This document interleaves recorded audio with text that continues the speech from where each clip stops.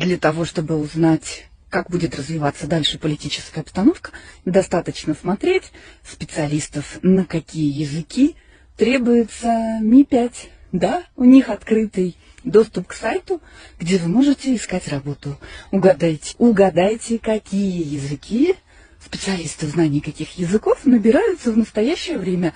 Кстати, зарплатка там достаточно смешная, 39 тысяч фунтов стерлингов в год. Выглядит красиво, но это не разжиреешь.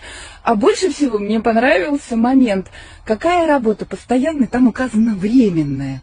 Ну и, соответственно, не написано, чем заканчивается.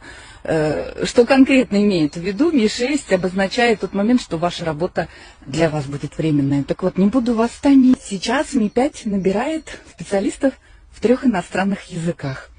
Чеченский, таджикский и сомали. Хорошая комплектация. И сразу можно понять, что день грядущий нам готовит.